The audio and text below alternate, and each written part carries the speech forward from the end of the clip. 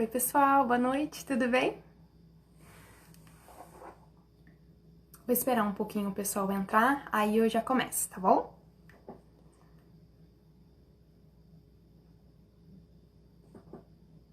Oi, Ana, tudo bem?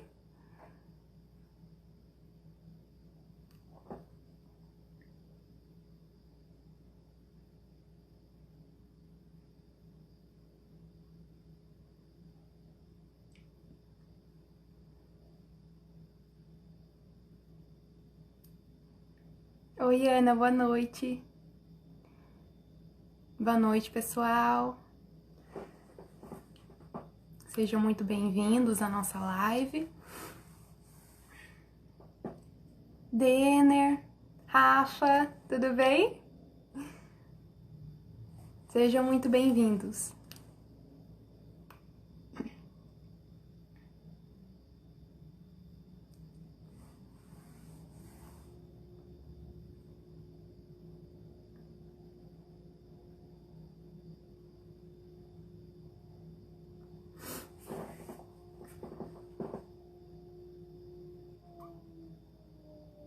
Oi, Yasmin, tudo bem, querida? Oi, tá?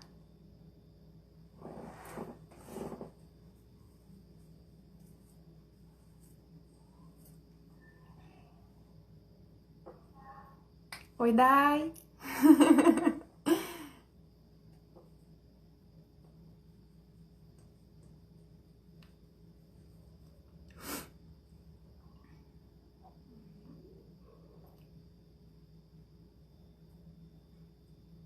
César, querido, tudo bem?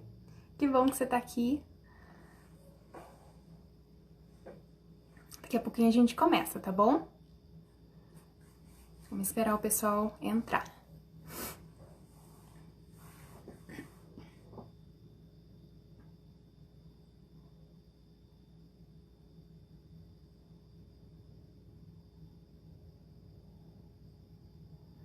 Oi, Rafa, tudo bem?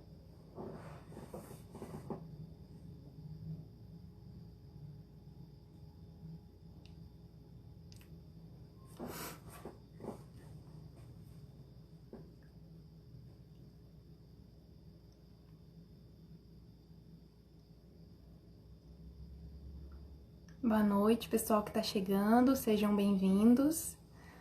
Daqui a uns minutinhos a gente já começa, tá bom?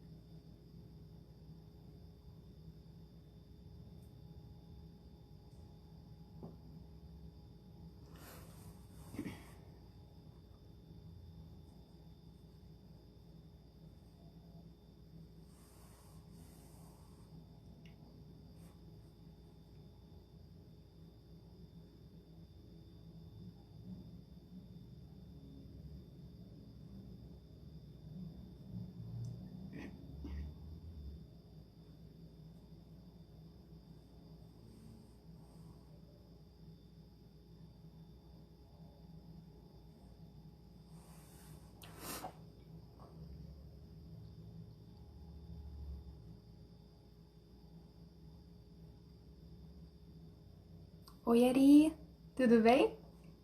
Que bom que você tá aqui.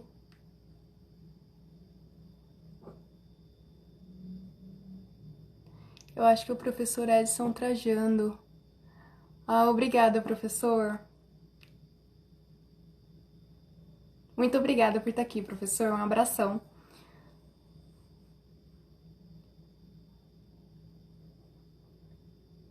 Bom, gente, então vamos começar já. Boa noite a todos, sejam todos muito bem-vindos a essa live. Bom, para quem não me conhece, eu sou Luana, eu sou estudante de letras do 5º semestre da Unital e eu estou aqui para poder falar um pouquinho para vocês sobre o meu projeto de iniciação científica que eu realizei no ano passado com a orientação da professora doutora Adriana Sintra. Bom, primeiramente eu gostaria de agradecer a Unital por essa oportunidade de estar aqui falando um pouquinho mais desse meu trabalho. Agradeço muitíssimo a minha professora Adriana, que foi quem indicou esse trabalho para que ele pudesse, né, virar essa live.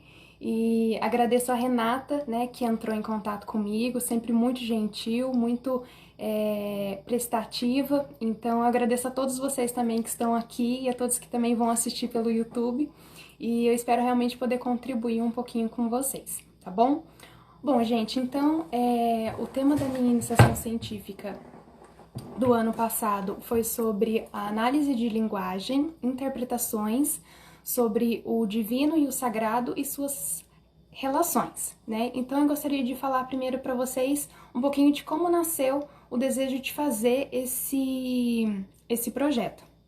Bom, para quem não me conhece, eu sou cristã, eu sou evangélica e desde os meus 12 anos na igreja, eu sempre trabalho muito com música, eu sempre estive muito ligada à música e ao longo do tempo eu venho percebendo que tá tendo muitas mudanças, né, nessa área, mudanças não só linguísticas, mas mudanças na própria melodia, né, e isso acabou me chamando muita atenção.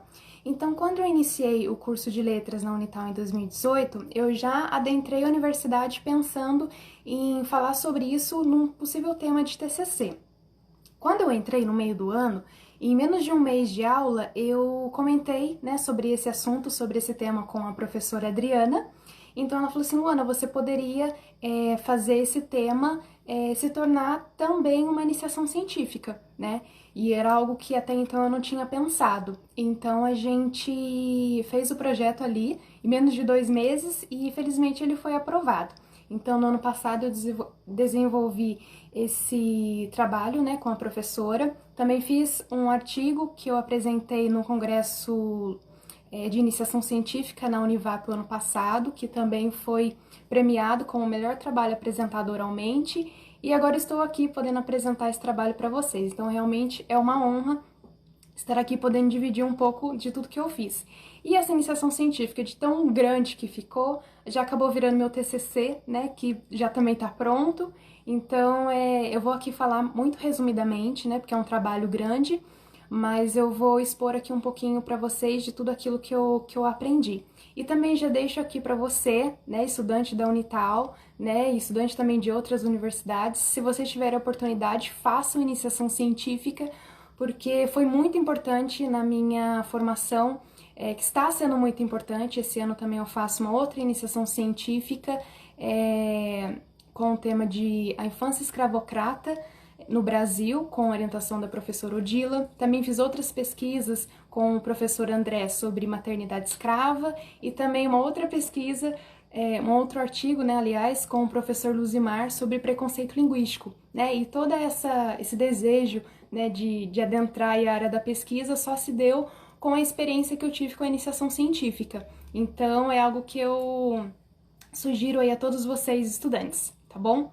Então, vamos lá. Por que eu achei esse tema realmente importante para se tratar dentro do meu curso de letras, né? Atrelando esse tema à minha formação.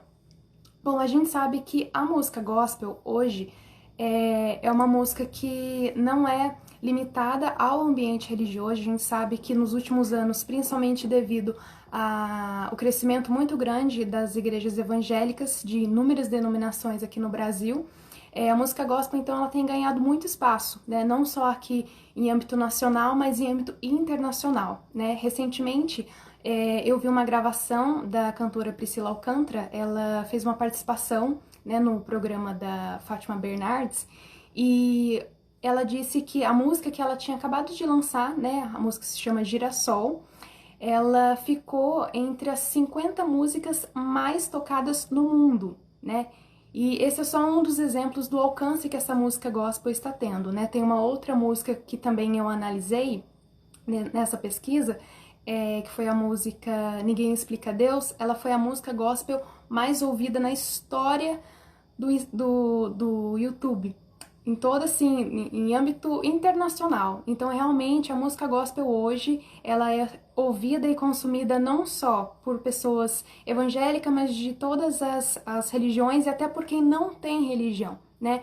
E essas músicas, elas acabam trazendo representações, no caso do humano e do sagrado, e essas representações, elas podem interferir, inclusive, nas relações que nós temos em sociedade, né? Essas representações, elas são importantes a gente analisar, por quê? Primeiro, porque essas representações, elas não só fazem parte do humano, mas essas representações constituem o humano. Então é muito importante a gente prestar atenção em como que o humano ele tem visto a si mesmo, ele tem visto o outro e tem visto o sagrado, né? E todas essas modificações, todas essas ressignificações, né, expressas na e pela linguagem, elas podem sim alterar as relações que nós temos um com o outro, né? Então, por isso que esse tema realmente é muito importante, é um tema inédito, tá? Eu já estudei muito e realmente eu nunca vi nenhum trabalho falando sobre essas representações do divino e do humano em letra de música gospel, tá? Então, é realmente importante porque não é uma questão religiosa, é uma questão social. Tá? Então agora eu vou mostrar para vocês basicamente como que eu fiz esse trabalho. Eu dividi esse trabalho em 3 partes. A primeira parte desse trabalho eu falei sobre a música sacra e a música religiosa num panorama histórico, desde a Idade Média até hoje, até o que a gente conhece como gospel hoje. Depois eu fiz um panorama também histórico sobre as representações do sagrado e do humano também nessa perspectiva. E na terceira parte do trabalho, eu falei sobre a importância da linguagem, né? Eu apontei ali as teses principais, as teses centrais do interacionismo sociodiscursivo, sobre o papel da linguagem, né, na perpetuação, né, e renovação de tudo aquilo que diz respeito ao humano. E então eu fiz uma análise, né, linguístico-discursiva em letras de música gospel. Essas músicas gospel eu analisei assim, a partir de uma lista que foi lançada pelo Spotify no ano passado, né? O Spotify lançou uma lista com as 10 músicas gospel mais tocadas nos últimos 10 anos, que era exatamente o recorte que eu já tinha feito. Então, a partir dessa lista, eu fui fazer essa minha análise. Então, na primeira parte do meu trabalho, quando eu falo sobre a música gospel, a música religiosa, né, num panorama histórico. Então, por exemplo, na Idade Média, a gente vê que é uma música muito clericalizada, né? Era uma música que não era acessível ao povo, né? Visto que as músicas elas eram cantadas todas em latim, né? Então, não era uma música realmente que tinha uma participação popular, inclusive as mulheres não eram autorizadas a poderem cantar. Então, realmente, o povo não conseguia participar e muito menos entender aquilo que era falado, aquilo que era cantado nas canções. Quando a gente chega na Idade Média, a gente vê uma procura assim muito grande pelas músicas profanas, né? Visto também o descrédito que o discurso religioso ele teve, né, e da passagem da Idade Média para a Idade Moderna. Né? E nesse meio tempo também a gente percebe uma importância, né, uma atuação muito importante do Martinho Lutero. Né? Muitas vezes a gente relaciona o Martinho Lutero muito com somente com a reforma protestante, mas a gente talvez nunca pare para pensar no impacto que ele teve, na influência que ele teve na música religiosa. Inclusive, a primeira publicação, né, do movimento protestante, dessa revolução protestante, foi um livro de canto. Então, o Martinho Lutero ele via a música como um elemento unificador. Então, uma das mudanças que ele empregou foi o canto na língua do povo, né, que seria nas línguas vernáculas, e também a inserção das mulheres nas práticas religiosas, para que realmente fosse algo que identificasse o povo e que realmente fosse um elemento unificador mesmo. Bom, quando a gente chega agora na idade pós-moderna, quando a gente pensa em música gospel, a gente tem que primeiro se remeter ao contexto de escravidão e de opressão lá dos Estados Unidos. Então, essa música religiosa, ela cresceu nesse ambiente e ela refletia muito toda aquela situação em que eles estavam vivendo. Então, a música gospel, que foi ali produzida, né, nos campos de algodão, onde muitos negros escravizados trabalhavam, essa música era como se fosse uma voz, né, em defesa dos direitos humanos, né? Era uma música que realmente identificava aquele povo, era uma música que lutava para a liberdade daquele povo, né? Então, nessas canções que eram produzidas por eles, eles inseriam, né, um conteúdo religioso, até mesmo para renovar a fé e a esperança de que um dia eles também seriam libertos, como o povo hebreu no Egito, por exemplo, que era uma das passagens que eles acreditavam e que era presente também na música deles. Agora, quando a gente pensa em música gospel aqui no Brasil, né, como eu já tinha falado antes, ela é muito ligada, né, a esse crescimento, né, das igrejas pentecostais e neopentecostais. Mas aqui no Brasil, por exemplo, quando a gente percebe, a gente olha os inúmeros estilos musicais já existentes, a gente percebe que a música gospel é como se fosse tentou fazer uma réplica, não uma réplica assim, mas, por exemplo, as músicas gospel hoje, elas têm todo e qualquer tipo de estilo, todo e qualquer tipo até mesmo de temática, né? Por exemplo, você tem músicas gospel com estilo rap, você tem funk, você tem, enfim, inúmeros para todos os gostos, e as temáticas também são diversas, embora inicialmente a gente pense que música gospel tem uma temática assim, somente religiosa. Por exemplo, às vezes a gente não consegue discernir a diferença de uma música gospel e de uma música romântica, né? Inclusive porque uma das mudanças linguísticas que a gente vê nessa música gospel é a mudança, né, do pronome para se referir ao sagrado. Então, é muito presente nas músicas gospel chamar Deus de você. Então, você é meu amor, você é meu tudo. Então, isso dificulta até as pessoas que estão ouvindo aquela música, se aquela música é realmente uma música para se referir ao sagrado ou se é uma música, por exemplo, para você dar para seu namorado. Né? Então, é aquele tipo de discurso, é aquele tipo de música que dá para qualquer um, que serve para qualquer destinatário, que serve como uma propaganda de marketing mesmo, né?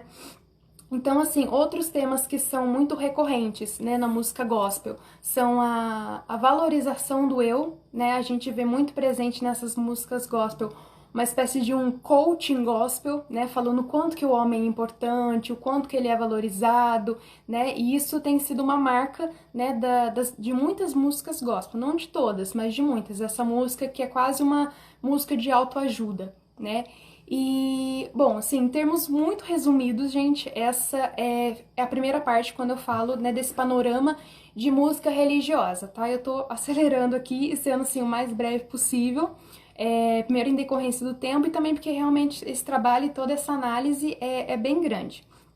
Quando a gente fala na segunda parte do meu trabalho, em que eu falei sobre as representações, né, do sagrado e do humano ao longo da história, eu vou focar aqui mais nessas representações atuais, né, agora na pós-modernidade. Então a gente percebe que a representação do humano que a gente tem hoje, que mais o caracteriza, né, nesse momento, é a imagem do pós-humano. O que é esse pós-humano? Pós-humano é uma expressão, né, que é utilizada para caracterizar o humano, né, nessa relação intrínseca, né, com a tecnologia e que está fazendo surgir muitas consequências em várias partes da vida do humano, né, não só psicológica, física, emocional, né, mas em modos gerais é aquele humano que é autossuficiente, né, aquele humano descomprometido com o outro, né, que aliado à tecnologia pode fazer tudo o que quer, inclusive gerar uma vida, né, pela tecnologia. Então é basicamente essa imagem desse pós-humano que nós temos hoje, egoísta, narcisista e individualista. Quando a gente pensa, né, na representação do sagrado hoje, a gente pensa naquele que é o coadjuvante, né, aquele sagrado, né, aquele divino que é usado, né, aquele divino que o homem se apropria dele para realizar suas vontades, para realizar as suas necessidades, né? Por isso o tema dessa live é o sagrado como produto de consumo, né? E as próprias religiões, né, nessa lógica de mercado, acabam oferecendo esse sagrado realmente como produto, como algo que você vai adquirir para que você resolva os seus problemas pessoais, né? Para que você consiga realizar os seus sonhos, mas não baseado, né, numa relação sincera, né, num relacionamento sincero, mas numa relação mesmo comercial, né? Eu vou me relacionar com você, mas puramente por aquilo que eu sei que você vai me dar, né? Então, assim, essa questão do humano, do sagrado, né, como produto, já foi vista por alguns autores, né? Tem até um autor que eu utilizei muito na minha pesquisa, que foi o Aldo Natale Terrin. Ele diz o seguinte, que na pós-modernidade, Deus, ele não é compreendido e nem entendido, ele é usado, né? E tem também uma outra moça, ela fez o seu doutorado na USP e ela cunhou um termo que é muito próprio, muito propício, né, para toda essa análise. Ela diz que outrora nós tínhamos o antropocentrismo, né? Tivemos o teocentrismo e agora nós temos o proioncentrismo. O que é esse proion? Esse proion seria produto, ou seja, o produto como centro de tudo, ou seja, o produto como aquilo que vai realmente nortear como que vai ser as nossas relações, né? Se elas vão ser realmente sinceras, né? Se vai ser uma relação realmente com o seu objetivo de fazer algo por aquela pessoa, ou se vai ser realmente uma relação baseada numa relação de mercado mesmo, uma relação de consumo, né? De uso e consumo mesmo. Então, todas essas análises, todas essas representações eu utilizei para poder identificar, né, o que nós temos hoje nas músicas gospel, tá bom? Então agora, gente, eu vou falar um pouquinho para vocês sobre a terceira parte do meu trabalho, que seriam quando eu falo sobre as análises propriamente ditas das músicas gospel. Então, assim, eu já falei para vocês que eu utilizei, então, uma lista disponibilizada pelo Spotify, né, em que continham 10 músicas mais tocadas nos últimos 10 anos. E nessas músicas eu fiz análise baseada no modelo de análise de texto do Broncar. Esse modelo de análise de texto, ele se divide em 3 partes. Então, seria primeiro o contexto de produção, em que eu veria, por exemplo, onde essa música ela foi produzida, quem que é o cantor, quem que é o compositor, teve também, por exemplo, por qual gravadora essa música foi lançada, quantas mil cópias foram vendidas, tudo isso entra na parte de contexto de produção. A segunda parte seria a parte da infraestrutura, ou seja, o plano global. Qual que é o conteúdo, né, dessa música, dessa produção textual, a distribuição do conteúdo e qual o tipo de discurso utilizado. E a terceira parte eu falo sobre os mecanismos de coesão e os mecanismos de enunciação. Os de coesão eu identifiquei, por exemplo, as palavras que se referem ao humano, as palavras que se referem ao sagrado, né? E depois, nos mecanismos de enunciação, eu analisei qual é a voz presente nessa produção textual, tá bom? Então aqui, gente, eu vou ler uma letra de música para vocês que eu escolhi, tá? O nome da música é Raridade, é uma música muito conhecida, tá? Talvez a maioria de vocês já tenham ouvido, mas para quem não conhece eu vou só ler, eu não vou conseguir compartilhar a letra aí com vocês, mas eu vou ler e logo em seguida eu já começo a fazer as análises para vocês conseguirem visualizar bem como é que eu fiz essas análises em cada uma das músicas selecionadas, tá bom? Então eu vou pegar aqui a letra pra gente ler. Ó, a letra diz o seguinte, ó. Não consigo ir além do teu olhar. Tudo o que eu consigo é imaginar a riqueza que existe dentro de você. O ouro eu consigo só admirar, mas te olhando eu posso a Deus adorar. Sua alma é um bem que nunca envelhecerá. O pecado não consegue esconder a marca de Jesus que existe em você. O que você fez ou deixou de fazer não mudou o início. Deus escolheu você. Sua raridade não está naquilo que você possui ou que sabe fazer. Isso é mistério de Deus com você. Você é um espelho que reflete a imagem do Senhor. Não chore se o mundo ainda não notou. Já é o bastante Deus reconhecer o seu valor. Você é precioso, mais raro que o ouro puro de Ofir. Se você desistiu, Deus não vai desistir. Ele está aqui para te levantar se o mundo te fizer cair, tá? Então, essa é a música. Então, gente, voltando ao nosso modelo de análise de texto. Na primeira parte, então, que é o contexto de produção. Essa música, ela foi composta e foi gravada pelo cantor Anderson Freire. Ela foi lançada no ano de 2013 pela gravadora MK Music e ela já conseguiu vender tipo mais de 360 mil cópias. E é realmente uma música muito conhecida até hoje. Em muitas igrejas essa música ela é tocada. Então realmente virou assim tipo um sucesso, né, nas igrejas evangélicas, essa música do Anderson Freire. Bom, quando a gente fala de infraestrutura, qual que é o conteúdo dessa música? É o eu cancional, né, falando para uma outra pessoa, ou você, que também em nenhum momento da música é caracterizado, né, falando o quanto que ele é importante, o quanto que ele é especial, né, dizendo que independente daquilo que aconteça, independente até mesmo dos próprios erros que ele possa ter cometido, isso não vai descaracterizá-lo como escolhido por Deus, né? Ele vai continuar sendo precioso e Deus estará do lado dele, mesmo que o mundo não reconheça o seu valor. Esse é o conteúdo da música. Bom, a gente percebe que é um discurso muito apelativo, né? Um discurso conativo, que visa convencer a outra pessoa, né? Não por argumentos, mas pelo sensorialismo mesmo, né? Pelo apelo, por fazer aquela pessoa se emocionar e se colocar, né, na posição daquele que recebe a música, do qual está sendo falado. Né? Quando a gente vai para os mecanismos de coesão, né, aqui não vai dar para mostrar para vocês, mas na minha análise, o número de palavras que se referem ao humano é o dobro do número de palavras que se referem ao sagrado, ou seja, é uma música que fala do homem ao homem.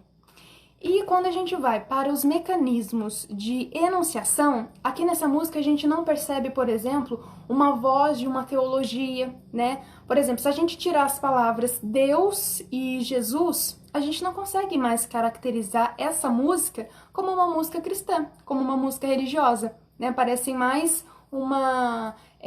frases tiradas de um livro de autoajuda, né? E que denotam muito mais uma teologia subjetiva, né, baseado aí, construída sobre experiências pessoais do cantor. Então essas foram as minhas análises linguísticas a respeito dessa letra de música. E agora eu vou mostrar para vocês quais foram então as representações, né, que eu pude obter a partir desses resultados.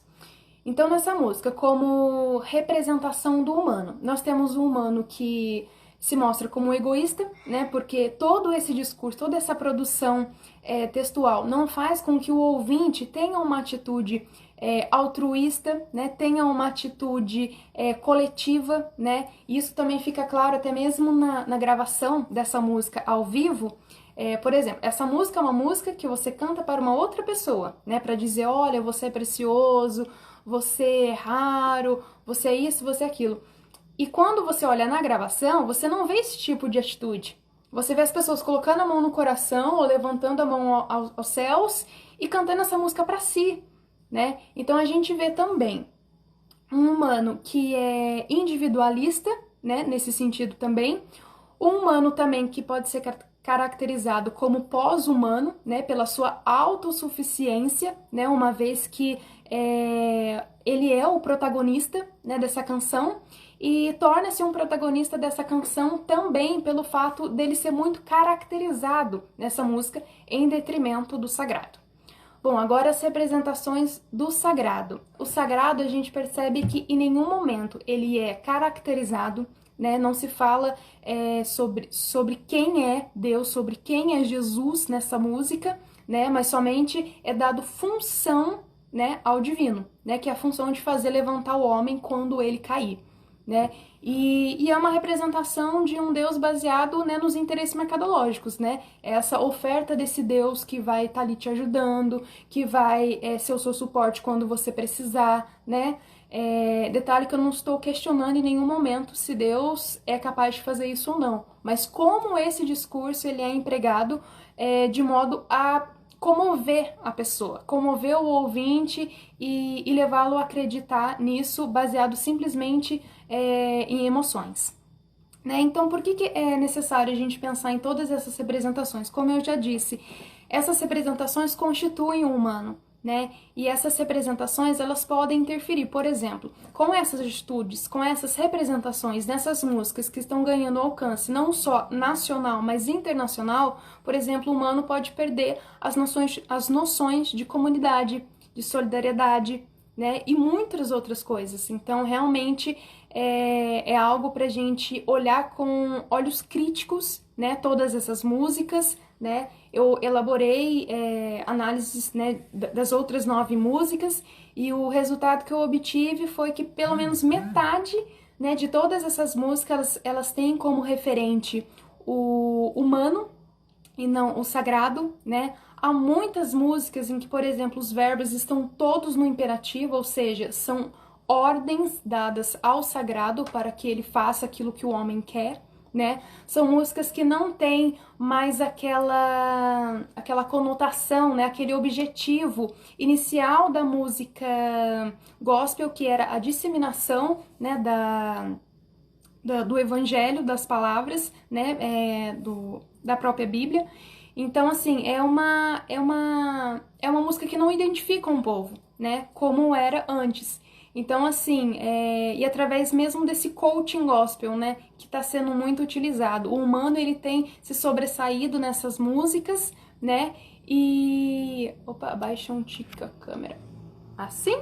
Tá melhor?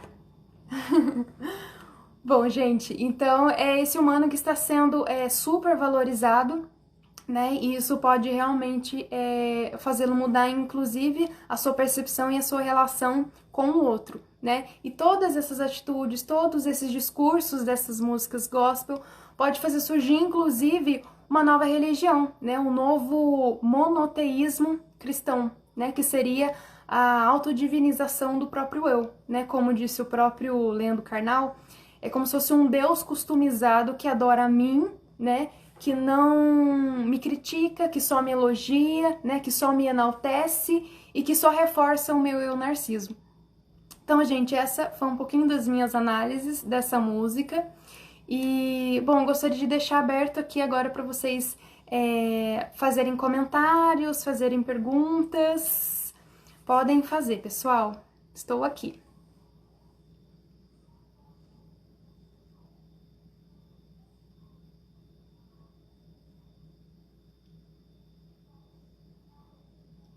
Deu para entender? Se tiver alguma dúvida?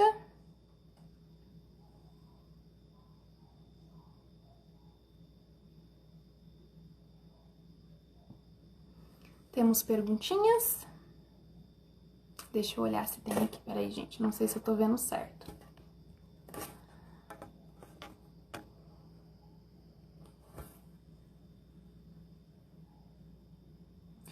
Oi, Aline. Na verdade, eu acho que você chegou agora. Calma aí, gente. Bom, Aline, foi o seguinte, é que eu falei sobre isso no início da live, acho que você chegou agora, não conseguiu pegar. Mas, como eu disse pro pessoal, eu tenho essa ligação com a música, né, há muitos anos, né, e isso fez com que eu percebesse muito essas mudanças linguísticas, né, e sobretudo essas mudanças ideológicas, né, porque se a gente parar pra pensar que está tendo uma mudança linguística nas letras de música gospel, isso significa que a maneira com que o homem está se vendo, está vendo o sagrado, está vendo o outro, né, os indivíduos ao redor, isso... Ai, meu Deus, calma aí que eu me perdi nas perguntas aqui. Deixa eu ver se estou te respondendo. Bom, então, tipo assim, todas essas mudanças, elas são muito importantes porque elas apontam para uma ressignificação dos próprios conceitos, né? Então, assim, eu resolvi falar sobre esse tema por causa disso, e não porque é uma questão religiosa, mas é porque é uma questão social. Essas representações que essas músicas trazem, elas podem interferir na maneira com que eu me relaciono com o outro, né? E são músicas que muitas vezes a gente vê até discursos de ódio, né? Por exemplo, eu já ouvi músicas que falam assim, eu sou o vencedor e o que você pode fazer? Deus me fez para vencer, né? tem uma outra música que diz assim, eu vou vencer e você vai ter que me engolir, né? Então, tipos de discurso desse a gente pensa, né? Mas uma música cristã, uma música gospel fazendo esse tipo de discurso e outros com apelos consumistas, sabe? Apelos muito individualistas, né? Detalhe que a maioria dessas músicas gospel em que esse humano pede algo, muitas vezes manda, né? O divino, o sagrado, fazer algo para ele, são realmente coisas terrenas, né? Não é nunca um apelo coletivo. Por exemplo, quando você tinha a música gospel lá no início, né? Lá na época da escravidão norte-americana, você via que aquela música era um apelo coletivo, né? Não era, eu quero, sei lá, um sonho de casar, ou sei lá, de alguma coisa assim, sabe? Tipo, mais pessoal. Não, era uma voz que realmente pedia pelo coletivo. Hoje não, as pessoas fazem música gospel para pedir coisas para si, somente, né? E está muito distanciada das questões sociais. É muito, por exemplo, comum a gente vê a ausência de músicas cristãs falando de temas sociais, falando sobre injustiça, falando sobre corrupção, falando sobre preconceito, né? Então eu resolvi fazer essas análises e essa música por isso. E também porque eu nunca vi, como eu já disse, uma pesquisa retratando sobre isso, né? Principalmente dentro da academia. Deixa eu ver aqui outras perguntas, gente.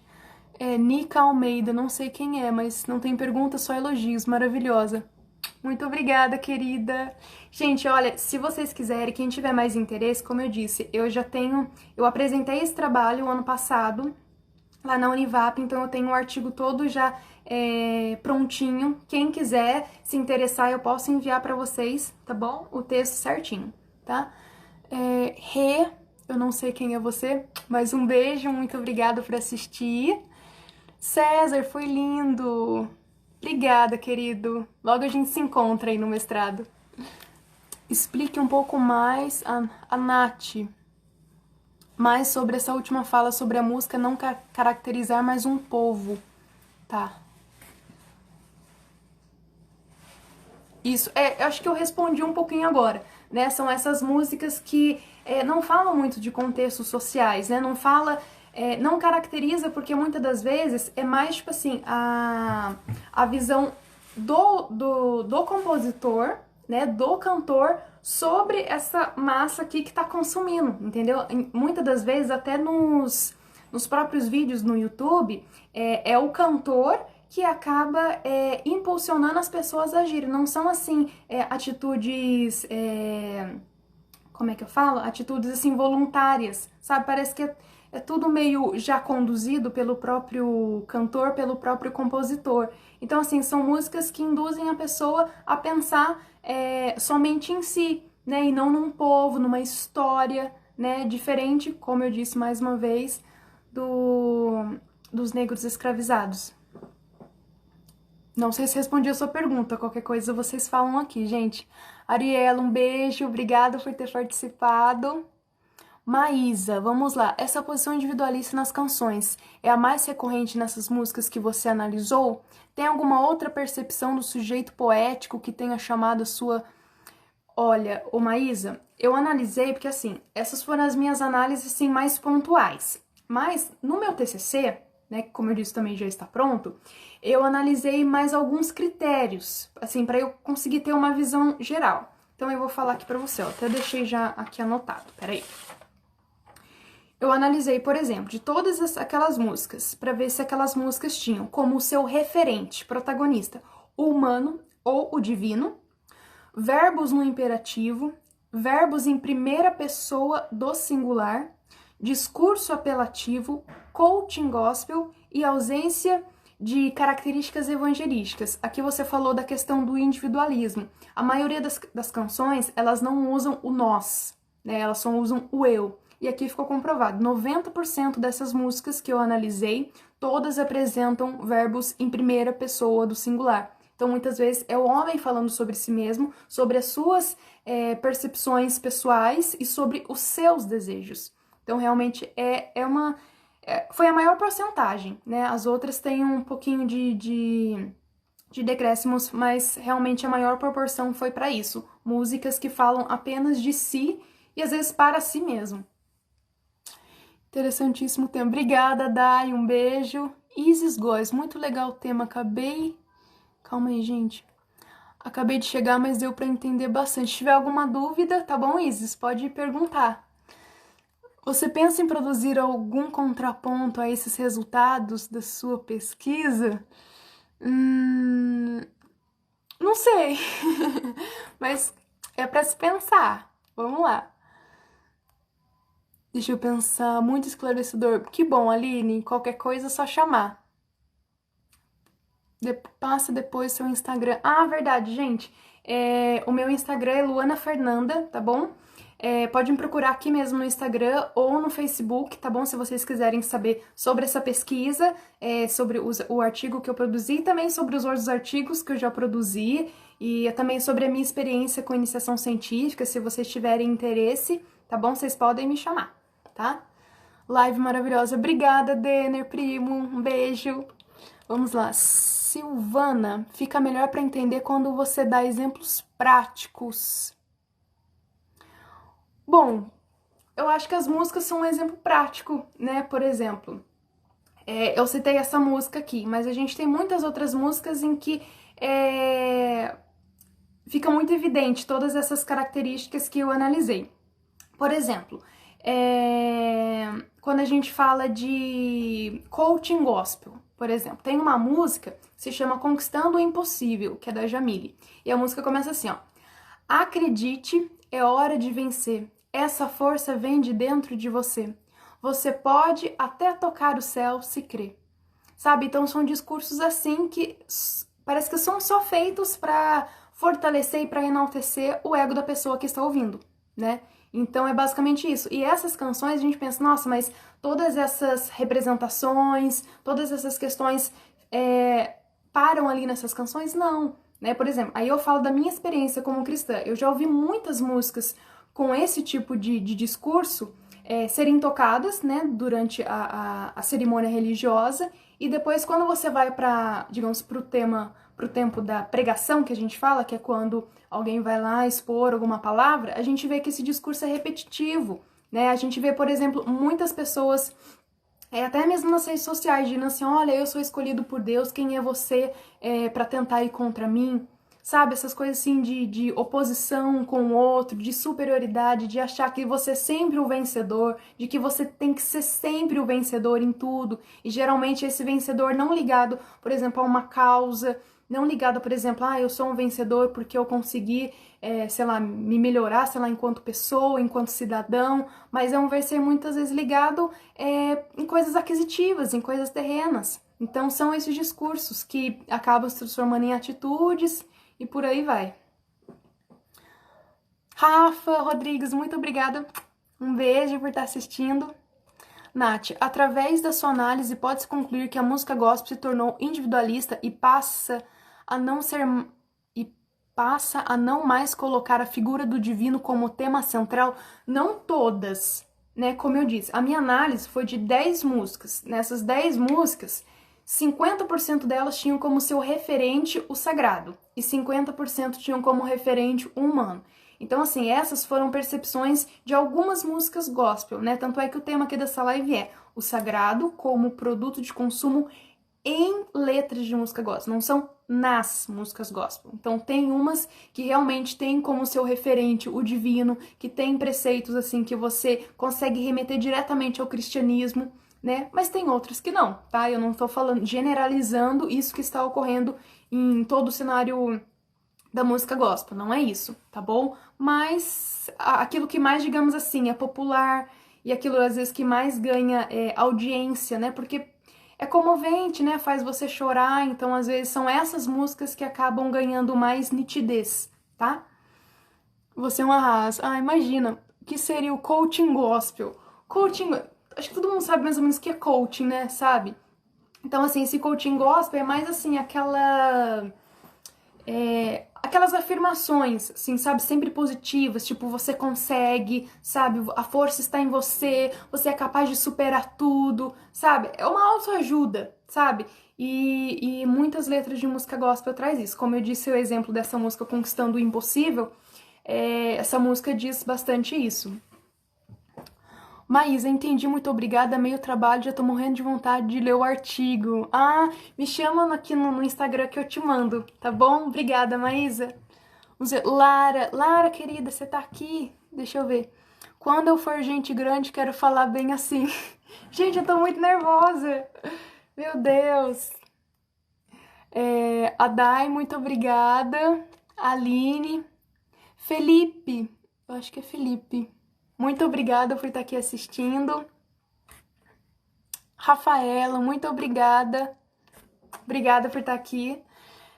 Felipe, acredito que muitas músicas se voltaram para o comércio. Exatamente, né? São músicas assim muito atreladas a essa lógica de mercado, né? Na lógica de mercado, você tem que produzir aquilo que o povo vai comprar, né? Dificilmente você vai.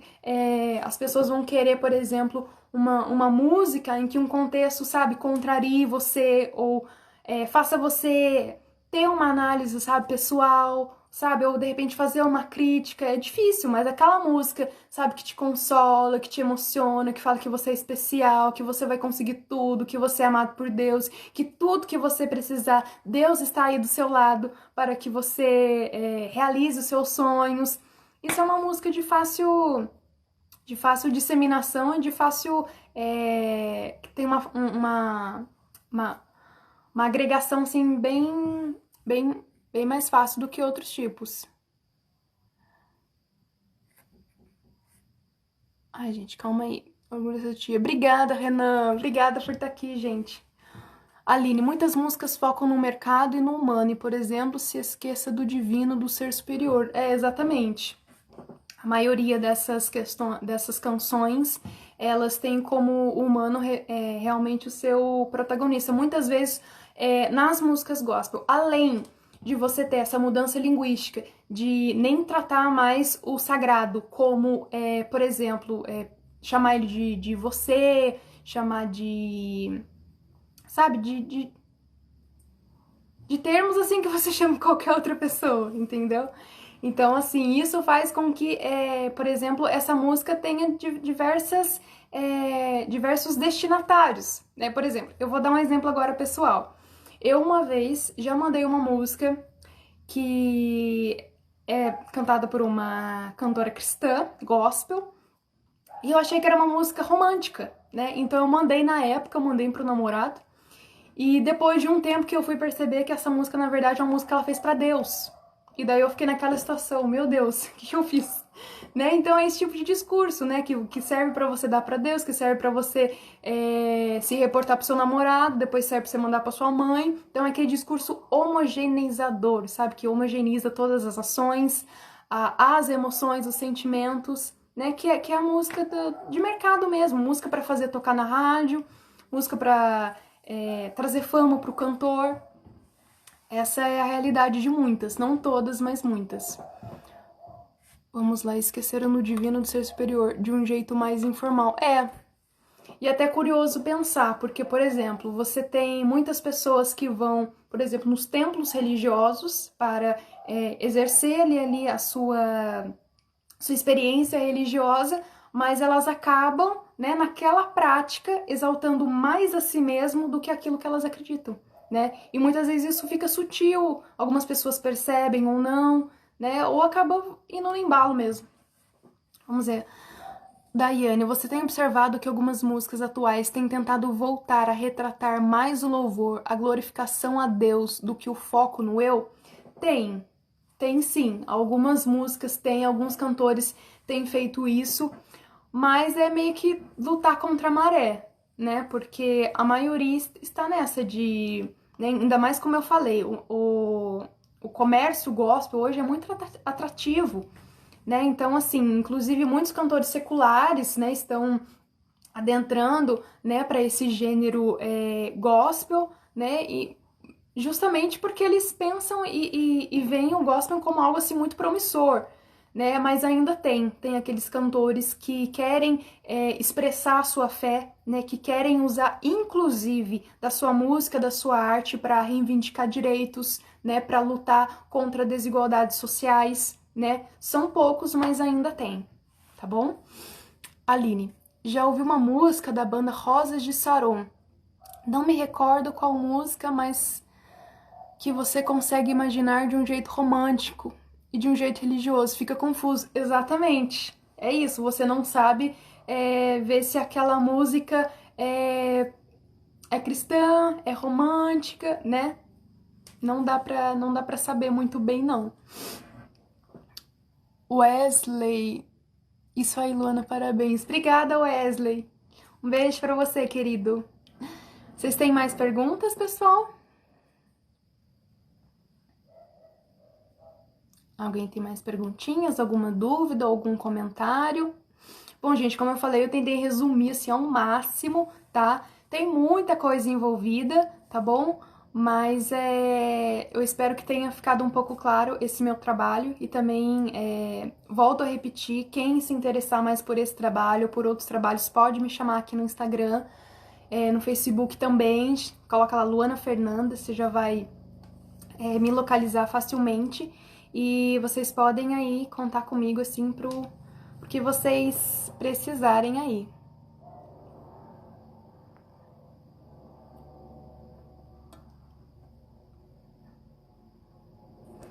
Vamos ver mais uma pergunta. A música é bem forte nesse sentido de mercado e criou base para a produção de todo tipo de conteúdo hoje em dia.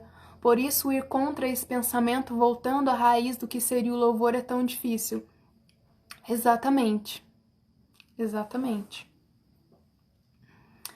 Onde seus artigos estão publicados? Então, esse artigo sobre as representações do divino e do humano, eu publiquei eu mandei para a Univap o ano passado, está nos anais do congresso do ano passado. É um congresso latino-americano de pesquisa de iniciação científica, tá? Mas eu tenho ele comigo, eu posso te enviar, tá bom? Esse e outros também, e outros que eu vou enviar esse ano também, tá bom? Mas se você quiser conferir, está nos anais do congresso de 2019 Univap, tá bom? Você acha lá esse mais um outro que eu publiquei lá, você pode encontrá-lo na íntegra, tá bom? Vamos lá. Deixa eu procurar aqui se tem alguma coisa. Alguém tem mais alguma dúvida, algum comentário?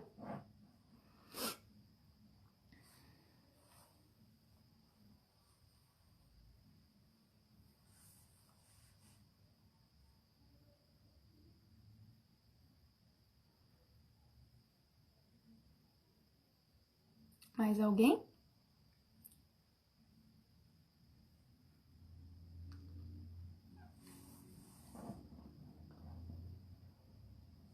Deixa eu ver que horas são, gente, quanto tempo a gente tem.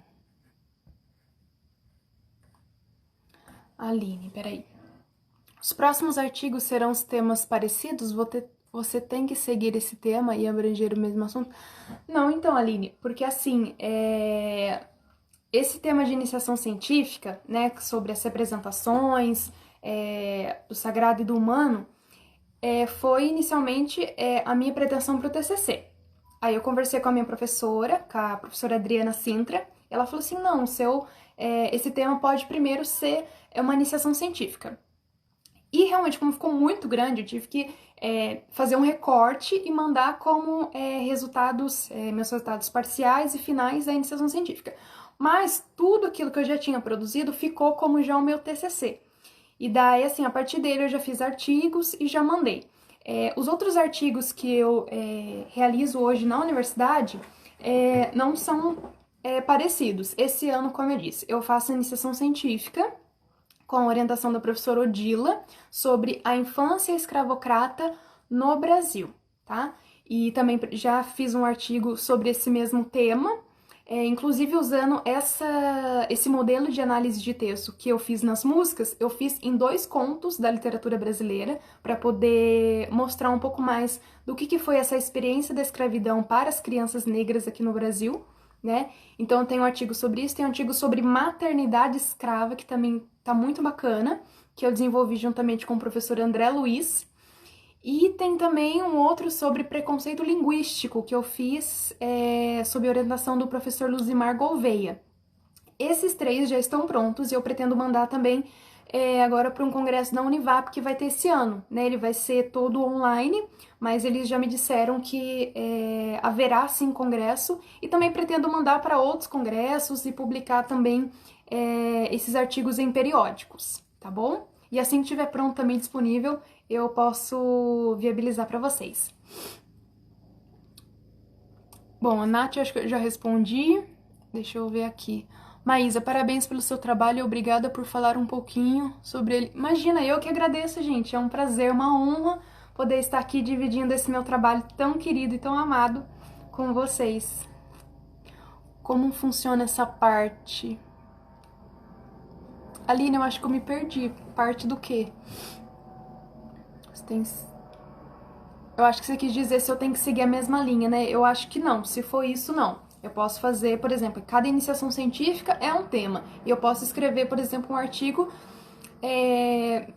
de diversos temas, entendeu? Mas assim, eu tento sempre atrelar o conteúdo e o tema desse meu artigo com o meu curso que é letras, né? Então, por exemplo, eu fiz essa análise de música, né? Vocês viram que tem uma parte que eu falo bastante do que é música, tudo, mas eu atrelo muito a percepção linguística, né?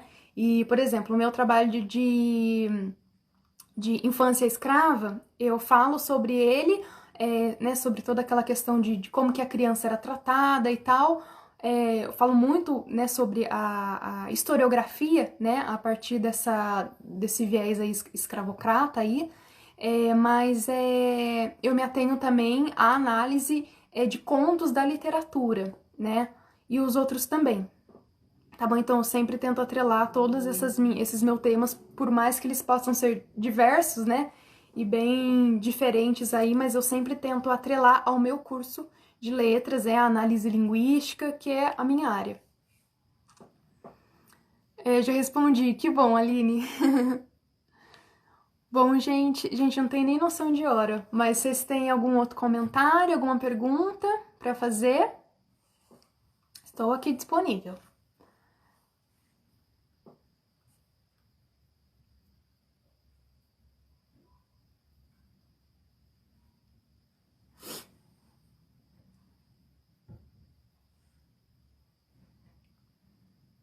Alguém mais?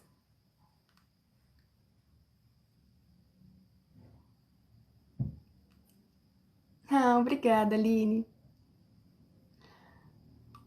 Bom, gente, se não tem mais comentários, então acho que a gente poderia, então, já encerrar essa live.